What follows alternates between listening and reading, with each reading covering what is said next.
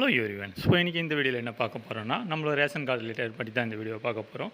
இப்போ என்னென்னா கவர்மெண்ட்டில் வந்து ரேஷன் கார்டு இல்லாமல் பொருட்கள் வாங்கலாம் என்ற மாதிரி சொல்லியிருக்காங்க. அலௌன்ஸ்மெண்ட் வந்திருக்கு.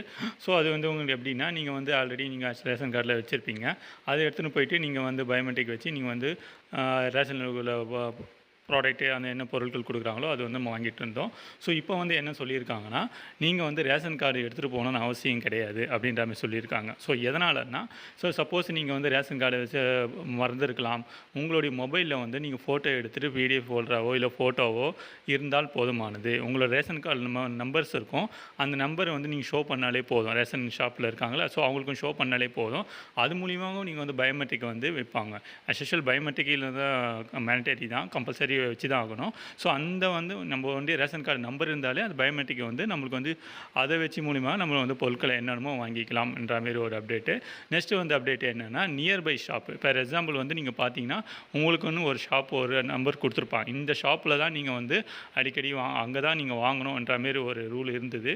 பட் இப்போ வந்து ஒரே நாடு ஒரே ரேஷன் கார்டுன்ற திட்டத்தில் வந்து எங்கே வேணாலும் நம்ம வந்து வாங்கிக்கலாம் அப்படின்ற மாரி ஒரு பரவலான செய்தி வந்தது.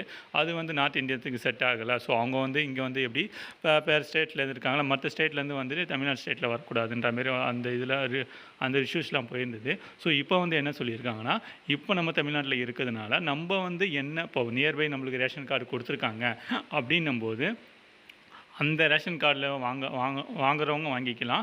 இல்லை நியர்பை வந்து ரேஷன் கார்டு இருக்குல்ல, ஸோ அவங்களும் வந்து நம்ம நியர்பை ரேஷன் கார்டுகளும் வாங்கிக்கலான்ற மாதிரி சொல்லியிருக்காங்க. ஸோ இது எது வரையும் சாத்தியம் என்று தெரியல.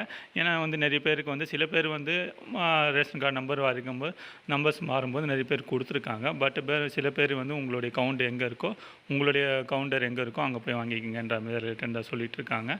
சில வந்து இது வந்து நிறைய இஷ்யூஸ் தான் போயிருக்கு. ஸோ இனிமேட்டு இந்த அப்டேட் மூலிமாக, புதிய அப்டேட் மூலிமாக நிறைய பேர் நம்மளுக்கு வந்து யூஸ்ஃபுல்லாகவே இருக்கும். ஸோ இது வந்து பயனடைஞ்சிக்கலாம். ஸோ அதை பற்றிய வீடியோ தான். ஓகேங்களா? தேங்க்ஸ் ஃபார் வாட்சிங்.